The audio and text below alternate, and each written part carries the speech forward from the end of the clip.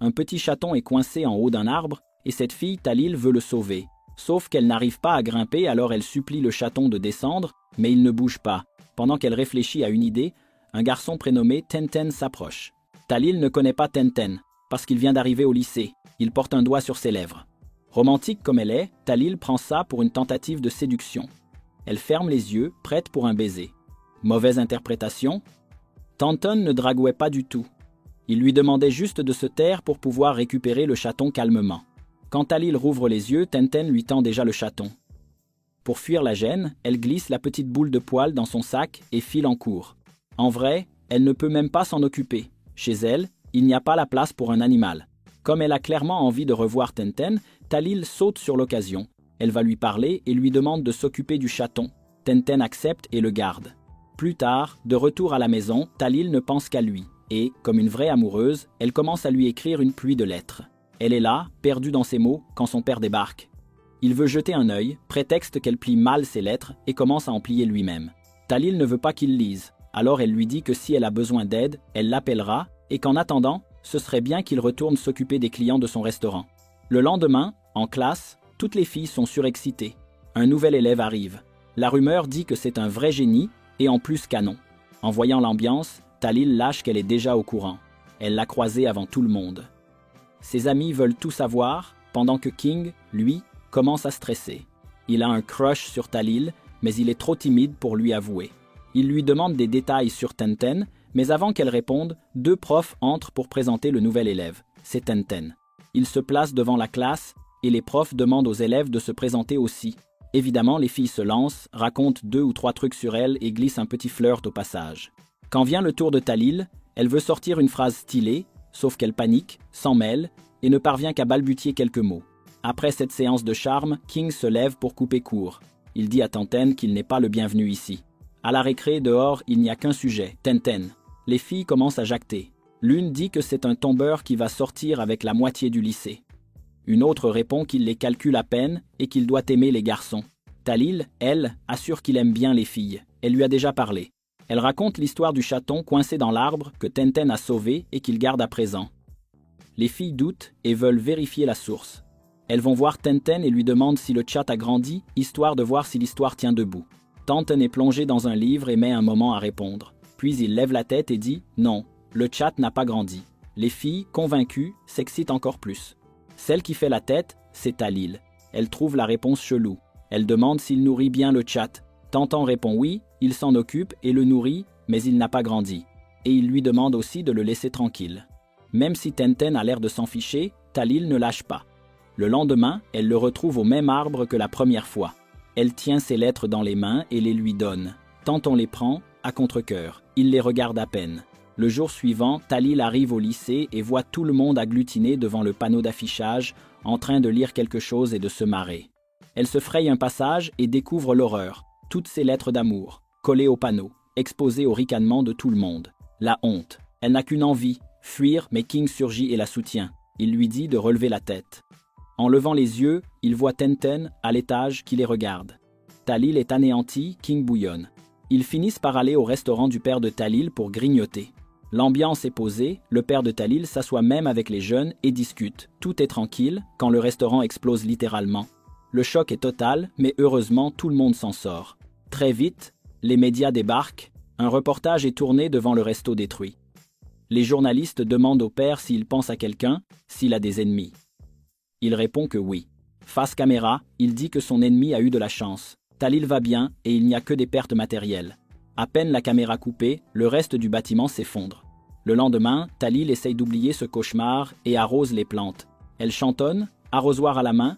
Quand Tenten se relève, sorti de nulle part, il dormait sous la table aux plantes et râle parce qu'elle l'a mouillé et réveillé. Il s'en va en grommelant. Talil s'excuse puis se ravise. Après ce qu'il a fait, il ne mérite pas d'excuses. Tenten s'arrête, la regarde et dit que ce n'est pas lui qui a affiché les lettres. Il lui demande où elle vit. Talil explique l'explosion du restaurant de son père et qu'ils vont rester quelques jours chez sa tante. Chez la tante, ils déjeunent tranquillement quand on frappe à la porte. Le père de Talil va ouvrir. C'est son meilleur ami. Ravi de le revoir, il lui saute dans les bras. L'ami explique qu'il a appris ce qui s'est passé et invite Talil et son père à s'installer chez lui. Le père accepte. Ils quittent la tante et vont chez l'ami. À peine arrivé, Talil voit un chaton, joue avec et le reconnaît. C'est le même que celui de l'arbre. Tenten apparaît juste derrière elle. Surprise, Talil trébuche et manque de tomber, mais Tenten la rattrape. Ils se regardent, moment suspendu, jusqu'à ce que la mère de Tenten arrive.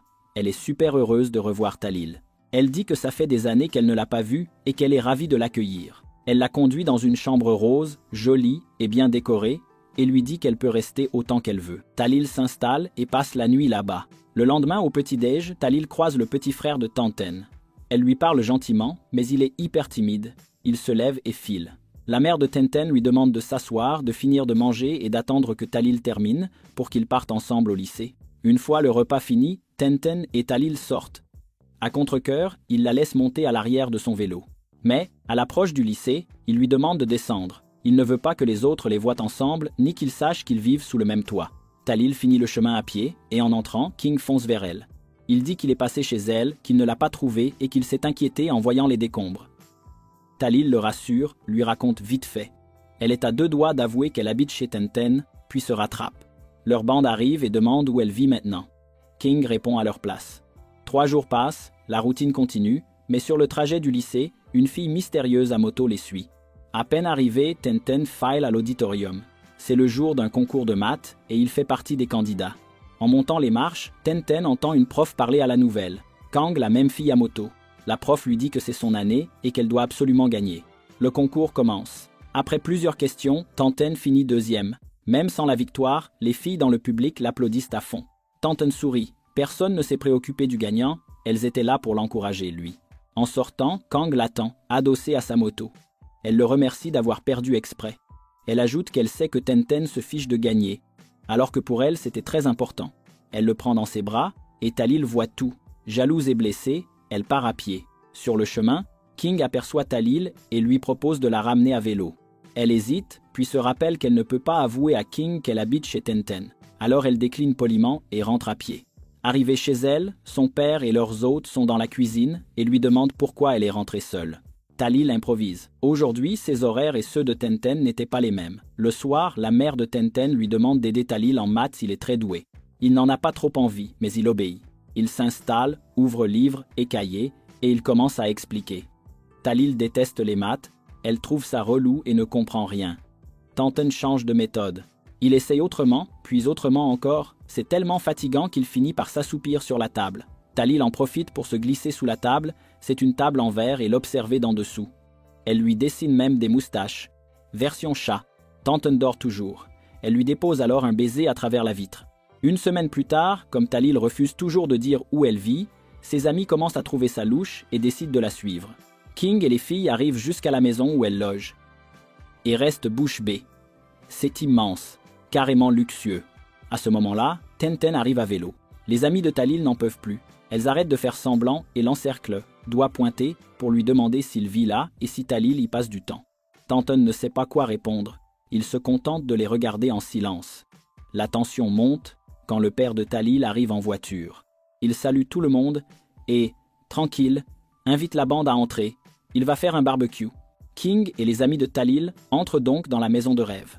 À l'intérieur, King tombe nez à nez avec Tenten. Et voilà pour le récap des 2 premiers épisodes de Kiss Me 2015. Si ça t'a plu, abonne-toi pour la suite. À très vite.